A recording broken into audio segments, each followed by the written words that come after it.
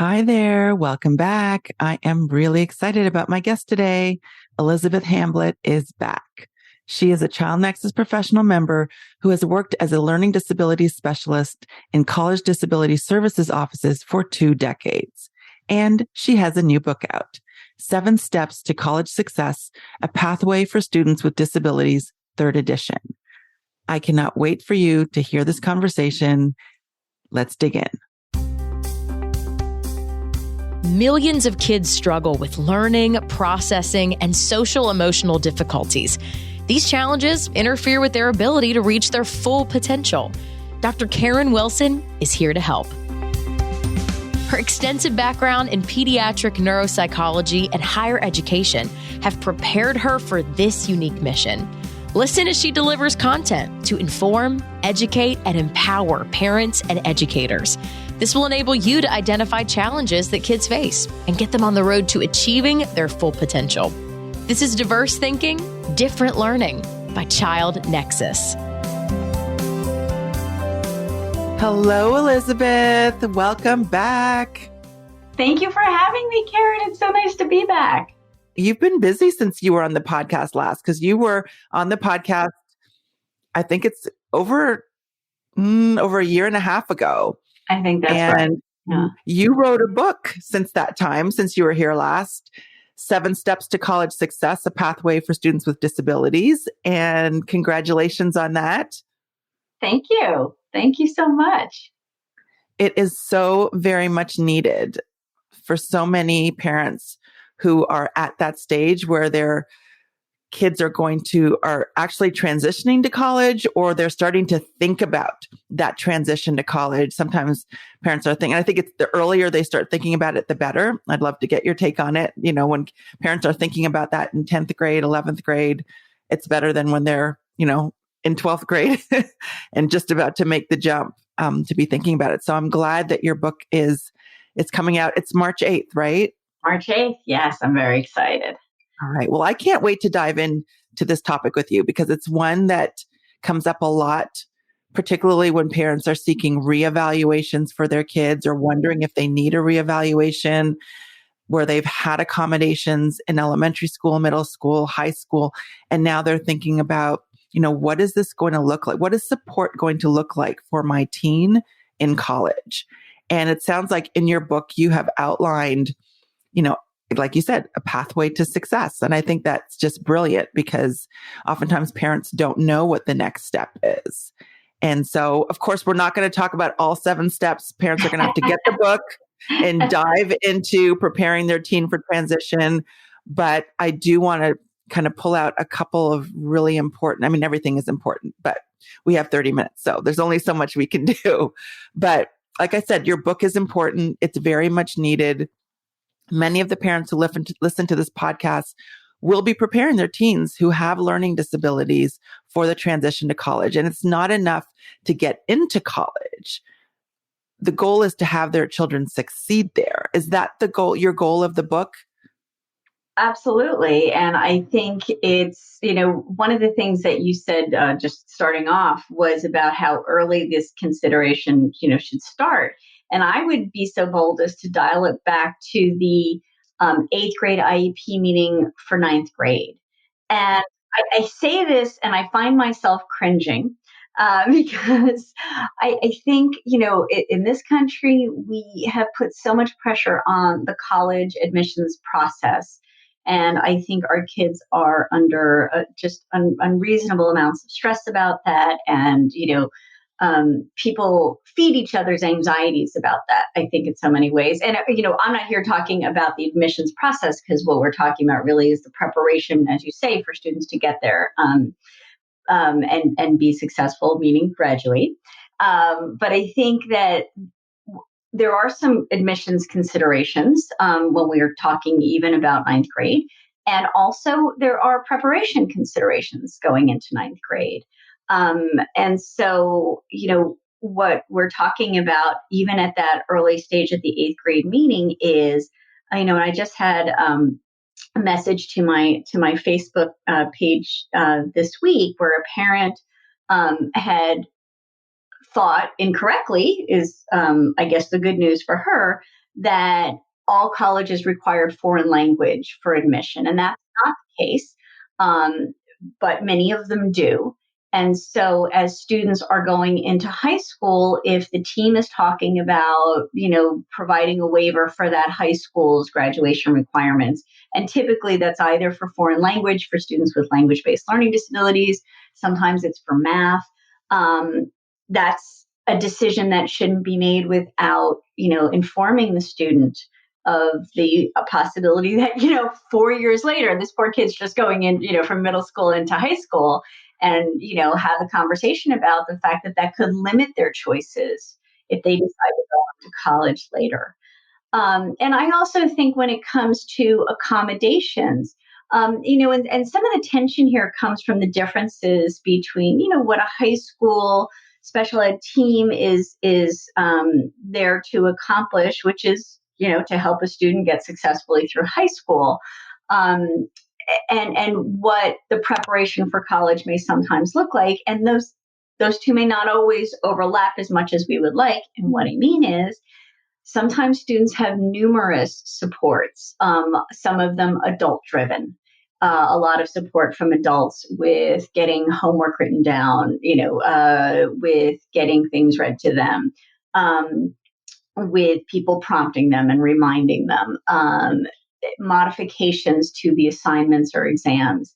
And those are things that are often, put in place to help students get through high school. But those are things that are not typically available at the college level. And so as early as ninth grade, if a student's goal is eventually to transition to college, again, I feel guilty about having to say this, but it's time to at least have a conversation about what the trajectory through high school will look like. Will there, every year as the team meets, will there be discussions about what accommodations are in place?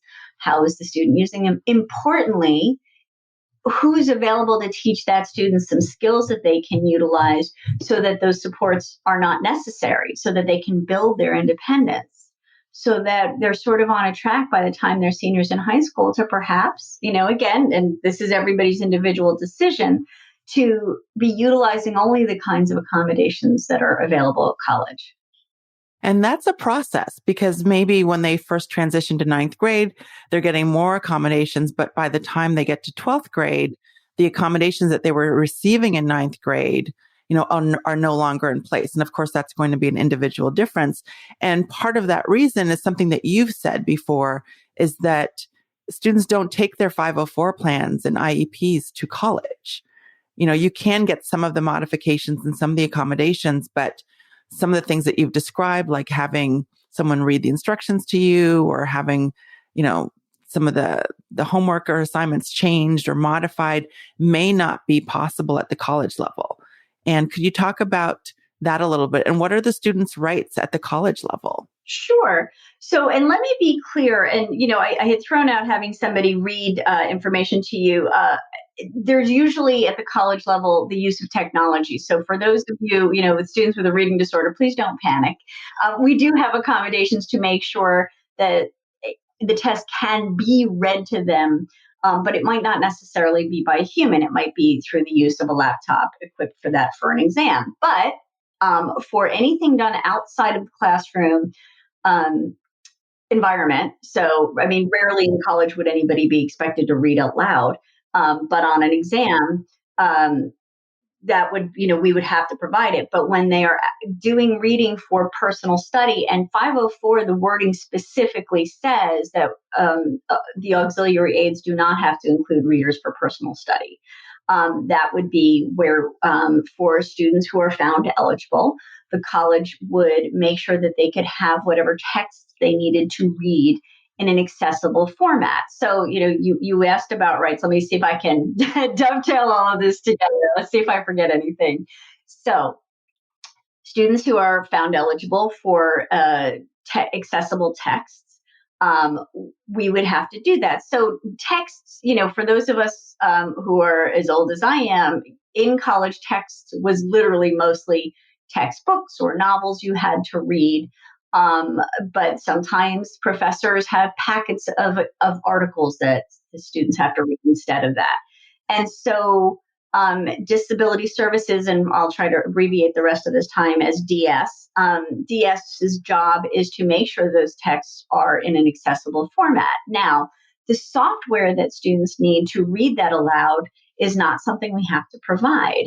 Many of our offices interpret under 504 that software would be a device, a personal device. And again, I'm paraphrasing.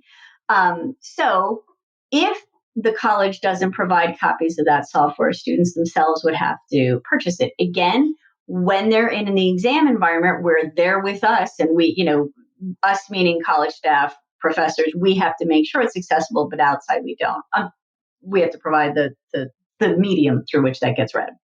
But there are colleges that buy licenses that allow them to install that software on students' personal computers. And that is a question that families can ask of the Disability Services Office, not the admissions office, because they won't have any idea in most cases, but contact Disability Services offices at Hamlet University and Wilson University and say, when you have students with reading disorders, can they have this access to the software? And that's a piece of information you can use, to help your student decide where they want to go.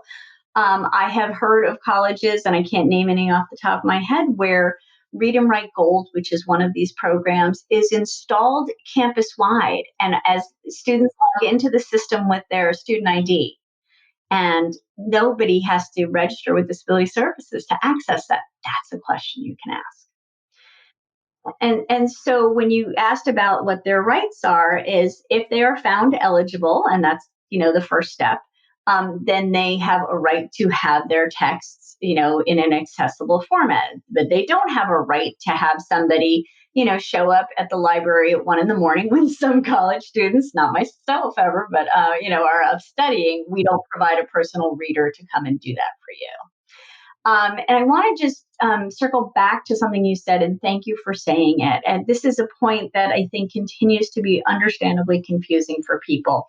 504 plans and IEP plans IEP plans is redundant, are no longer legally valid documents that colleges have to follow once students graduate from high school. So colleges are not subject to IDEA, which is the law that provides for IEPs, which is, not written anywhere in the IEP IDEA language text, but essentially those plans expire is how we often refer to it when students either age out of the K through 12 system or they graduate. Now, 504s, people understandably think are valid because they know colleges are subject to 504, but we are under Subpart E, which is specifically about post-secondary, and K through 12 is under Subpart D, and those are vastly different parts of the law. So what is confusing is sometimes colleges will accept an IEP or a 504 plan as a form of documentation when students register with our office, which they do, folks, after they're admitted to and enroll at whatever college they're going to attend. That's when they contact Disability Services. And we will typically ask for documentation of their disability. There are some colleges, I think I saw a study last year, and it wasn't of every college in the country, which is, there are more 4,000 of those here in the States. But a sampling of, I think, 100 colleges' websites, 10% of those said that they would take an IEP or a 504 as standalone documentation. But not everybody will. So what gets confusing is sometimes a parent will say to me, well, my student went to, college with their 504 and they got everything that they was on their 504. It's not because the 504 is valid and colleges have to follow it. It's wherever that student went to college agreed with whatever was on the 504 plan and granted it. And occasionally I have parents who tell me that, what I would call a notification of accommodation, which is how professors find out that students have accommodations and what they are, is called by that college a 504 plan. And so, but there's just no mandate under Subpart E for us to write a plan. And to be an English major, which I was, think plan is a really important word here. And I think it helps to distinguish those two. So as I said, I refer to a notification of accommodation, meaning because they take different forms, electronic messages through a system, emails, letters, whatever they are. Will say, Dr. Wilson, Elizabeth Hamlet is a student in your psychology class, and she is approved by our office for A, B, C, D, E, F, G. And so when it comes to 504 plans and IEPs, those are plans, right? And so IEPs particularly set out goals and objectives for students, and they specify how often we're going to measure their progress toward those goals, and K through 12 schools have to report on that progress.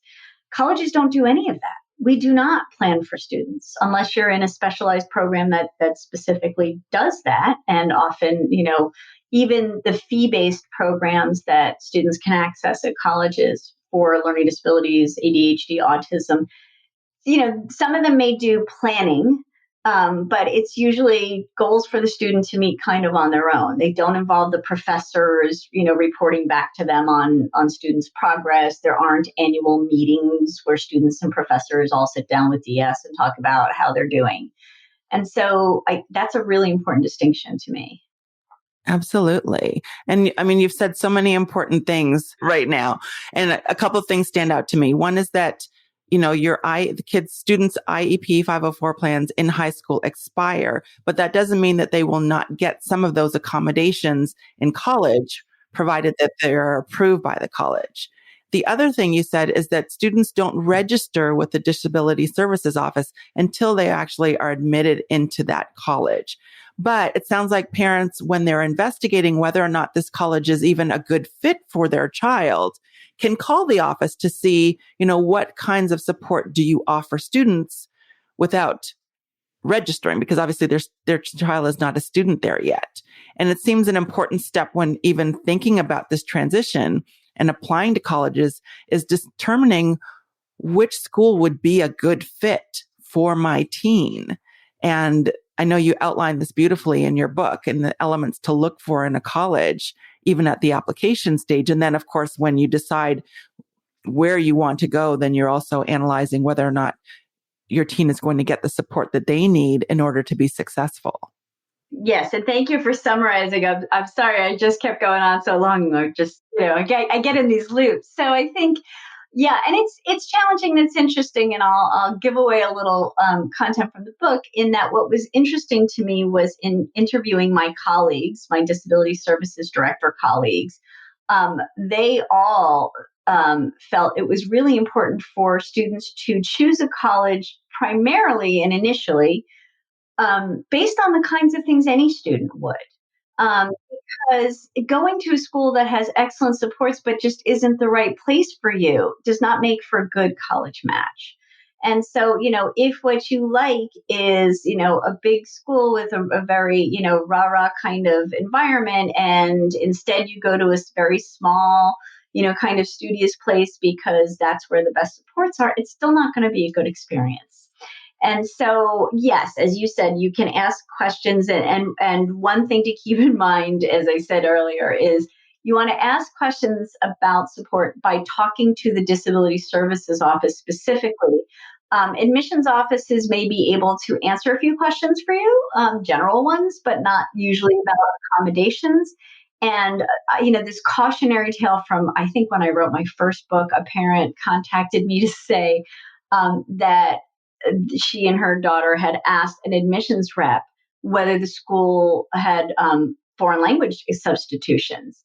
And the admissions rep said, yes, it was no big deal. And that was not the case at all.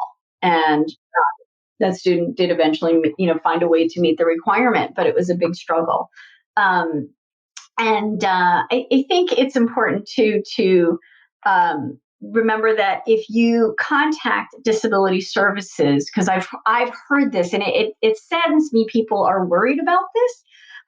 They don't keep a list that they then send to the admissions office that tells them. And what breaks my heart about that is I think that there are people out there telling others that colleges are going out of their way to exclude students with disabilities. And I don't know how to convince them that that's not the case. You can see what admissions directors said when I interviewed them in this book.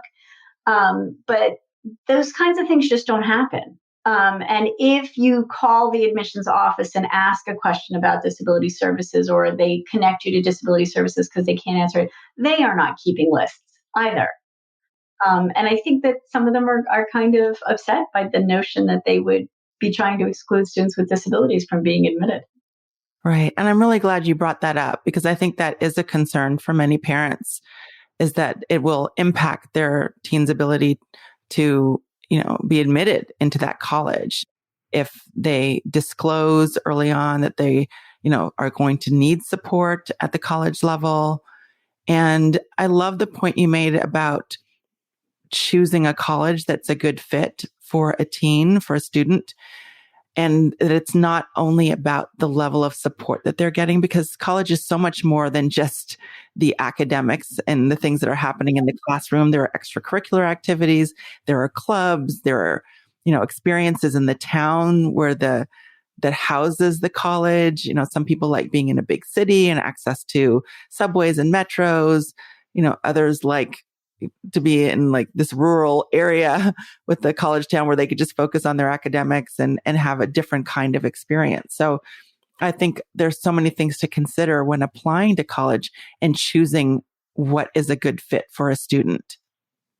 And I think it was one of the directors of one of these fee-based programs that I spoke to who had mentioned this.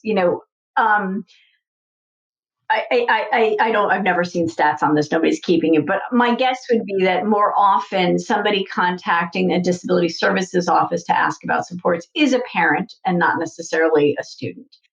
And that's because you all have been spending so much time over years, and energy getting your students the support they need.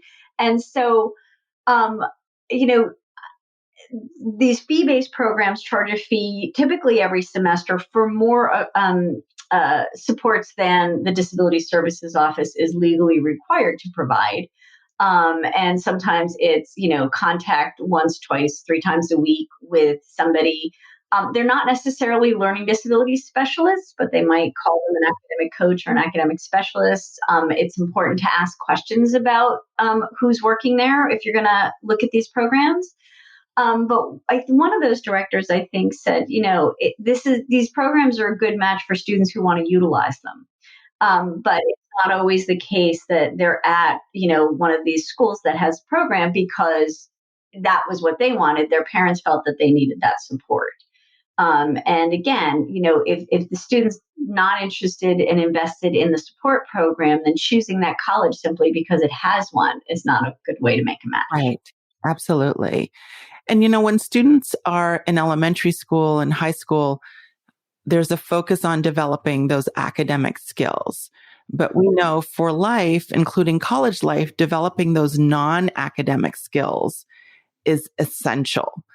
And you talk about this on your book, are there a couple non-academic skills that you believe are critically important for students to develop before the transition to college? Yeah, I think, and the research points to this all the time, self-advocacy and self-determination, which are kind of interwoven. They overlap a bit, but the ability to, speak up for yourself and seek help when you need it, that's self-advocacy, is really, really important. And, look, the average high school student isn't one who will happily, meet with their teachers at the start of every school year and say, hey, my name is Elizabeth, and these are the things written into my IEP. And I think there are different ways to develop those skills. But the choice making, self-determination is literally making choices for yourself. Not without any input from others, not without advice. You don't have to, it doesn't mean you have to do it in a vacuum, but, going back to that conversation about, substitutions, starting in high school, those are decisions students should have a say in. They should be aware of what, the outcomes can be later on down the road. I think when it comes to using accommodations in high school and what they are, I think, not to make students feel bad about what supports they're using. But I think you do have to have some conversations, because the self-advocacy piece, really involves self-awareness too. Um, Yes. so, if a student says to a parent, I think I'm all set for college, I know what I need, and the parents are sitting back and saying, whoa, I know how many times I have to run to high school with the homework you've left at home. I know that your special ed teacher is, reminding your teachers about your accommodations. Those are the kinds of skills that you need. And so sometimes, and I don't want anybody to think that what I'm advocating here is starting a student off in high school with no accommodations, because I see those comments. I have, had families say, oh, well, the teachers told us he shouldn't use any accommodations in high school because there aren't any in college. And that's absolutely not true. But this is a good chance to dovetail back to the modifications piece. So, like I said, we do have tests read to students, often by computers. Extended time for exams are common things that we do. But note taking is anecdotally, there are no stats on this, becoming something I see more of my colleagues using technology for rather than humans. So professors' notes are not things that are commonly approved because some professors don't even have notes. So when we are giving students accommodations in high school, I think we should talk to them about, this is something that's going to be hard to get in college. Would you like to see how you do without it? And that will give them the self-awareness of whether they need to work on their note-taking skills. And again, all of this should involve somebody teaching them those skills they'll need as well. Right. And that's why schools and families, they can do so much to promote a student's independence. Mm-hmm. And even transitioning to using technology that is similar to what would be permitted at the college level is a big step. And then having the student practice asking for what it is that they need. When you talk about self-advocacy and self-determination, those are so critical, because oftentimes parents are doing so much, like you had said earlier, to make sure that things are in place in elementary school and high school. And then when students go to college, it's up to the student to take on that responsibility on their own. And we don't want that to be the first time that they are doing that. Yes, I had a question to my Facebook group about what conversations, we should be preparing students to have. And what I think, and I've written about this too, there are a lot of good reasons to have students run their own IEP meetings. But I want people to think outside the box. That's not the only way to get them accustomed to it. So, even in high school, at the start of the year, students can work with their case manager to choose one teacher that they will go and speak to. And I think, the nuances of adulthood of, don't try to have that conversation with the teacher at the start of the class. Asking, sending an email to say, I'd like to talk to you about my IEP. When is a good time for me to do that? Helping students, having them write an initial email to their teachers, and then you edit it, but with them, you don't just do it without them, but talk to them about why do you address them, dear Professor Wilson instead of dear Karen, and teach them those kinds of things so that they have some kind of, the practice to me and the should hopefully develop some confidence that they will know, they will have had some experience doing these things before they get to college. Yes, I agree with you. And I agree with what you said earlier, that a lot of this can start as early as the transition to high school in developing those self-determination, self-advocacy skills, and building that self-awareness, which is part of executive functioning. And thank you. That's a perfect reminder to me that executive functioning, which, encompasses a number of skills, is a huge thing in college. And, folks who have not listened to the excellent episodes in your podcast about executive functioning, I believe you did one yourself that I thought was really, yes. And, Rachel and Stephanie's Learn Smarter podcast. There's some really good resources out there, and they really speak to parents too about what they can be doing. colleague of mine years ago referred to parents as their students' prosthetic prefrontal cortex, meaning that they do a lot of the executive functioning for students. And so again, it's time, certainly by senior year, to be having students, making sure that stuff's in their bag. I mean, the kind of basics like plotting out their long-term assignments and, figuring out a schedule. There's some great tools for that that you can find.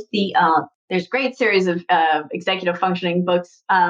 Seth Perler is somebody, who does a lot of videos on that for families, because students they are in charge of themselves. Nobody will wake them up. Nobody will tell them, that it's time to stop playing video games and get to class. Nobody will tell them that they should not start that paper the night before. And their typical peers are doing that too. But in some cases, their neurotypical peers will get the paper done in time. And sometimes our students will not. And one thing that's very important to know is that extended deadlines for papers and projects is not a very common accommodation at college. It's typically provided to students with physical or mental health disabilities that during a time of intensive flare-up, when a paper or project is due, will get an extension in that time. But there was a study, and I don't have it handy, but it's talked about in the book, huge national study where extensions were not commonly approved, even though students had it in high school. Yes. And I'm glad that you brought that up as well. And I just think that your book is just, like I said, it's needed and it's so well outlined and it has practical tips, and parents can start using this as a resource, like you said, when their teen is transitioning to high school, and continue to use it as they prepare for the college transition. And it's Richard Guare, Peg Dawson and Richard Guare in terms of executive functioning. But, again, you have outlined in your book kind of the 7 steps to college success. I love the frequently asked questions, because those are questions that many parents ask. Can students ask professors for accommodations directly? Do disability services offices communicate with parents? You're going to have to get the book to get the answer to those questions. And the other thing I love is that you interview disability service directors for your book.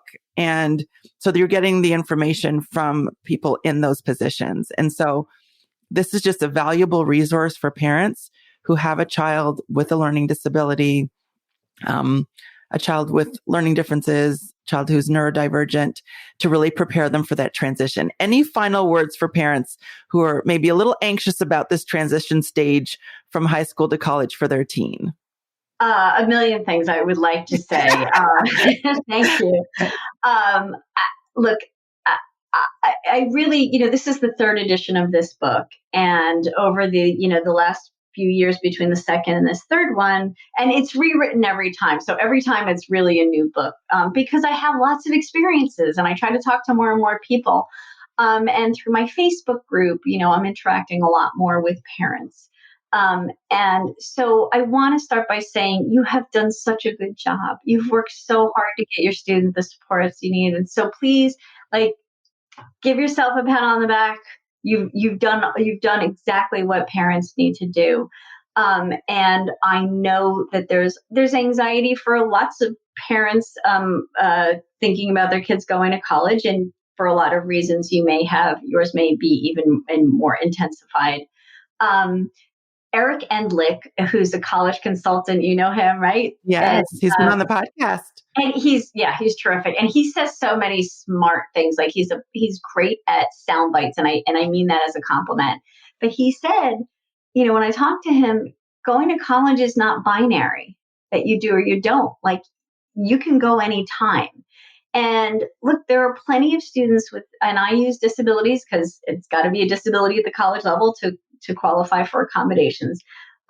Students with disabilities are going to colleges all over the country, all kinds of colleges, highly selective colleges, arts colleges, Big Ten schools, engineering schools. They're going everywhere. And so there are a lot of students with disabilities who are pretty independent by the time they're done at high school. and they're ready to go, and don't worry about them. And so you're going to feel better about it, and they're going to feel better about it if you pull back those supports and can see that without a lot of adult intervention, they're going to make it. They're already doing the things that they're supposed to do. And if you are thinking about your student and you're realizing how much adult support they're getting right now, depending on where they are in the high school, years, there may still be time to start getting them the skills that they need, and then pulling back the supports to see where they stand. And look, we know certainly students with ADHD are often, 2 to 3 years behind their typical peers with regard to maturity. So there are things they can do in between. If direct transition to, and we're talking about a traditional college environment where you live away, you're there full time, is not the right thing, it doesn't mean it won't ever be. And again, it's about their goals too. Is what they want to do something that requires a 4-year degree? Because there may be things that they're really interested in that only require a 2-year degree or a certificate. And I say this to parents of typical students as well. 4 years is a long time, and certainly in the United States, a lot of money to spend if it's not really what you want to do. And so I think, to be taking a realistic look at where your student is, because, and somebody else has said things like, a lot of people have said similar things to me. The book smart part of college is one thing, that there are a lot of students who can handle the academics, but the self-management piece is just as big. As you said, it's not just an academic environment, it's a living environment. And to be successful at college, they need all of those skills. It can't just be about getting the papers done. If they don't get their laundry done and the shared room smells bad because their socks haven't been washed in 2 weeks, college is going to be hard. Elizabe, I can't thank you enough for being here. What is the best way for people to get in touch with you? So there's a contact form on my website. My website is ldadvisory.com. That's ldadvisory.com. There's a contact form, but you can also reach me on lots of social media platforms. I have a group. We just hit 11,000 members on Facebook, where we have polls and find out what accommodations students are getting, where they're going to college, are they using those programs. I try to answer questions about accommodations. And, every Tuesday we have a fun, goofy poll, like, what's your favorite childhood sweet cereal? Keep it a little light. But thank you so much for having me. It's always a pleasure to talk to you. And I know that your listeners are people who love their kids and want to do everything they can for them. I hope they'll find this helpful and hopefully encouraging. Absolutely. I'm sure that they will. And I will be sure to put a link to your socials, to your website, and to where they can get your book in the show notes. Thank you so much for being here. Thank you, Karen. I hope you enjoyed this episode with Elizabe, and I would love to hear your top takeaways from this episode. Email me at drkiwilson@childnexus.com and let me know. For me, I'm thinking about the importance of self-awareness and self-determination for students with learning and thinking challenges who are transitioning to college or thinking about transitioning to college. Thanks so much for listening. Make sure you connect with Elizabe and get her book. Until next time. Thanks for listening to Diverse Thinking, Different Learning by Child Nexus. For more resources, visit us online at childnexus.com.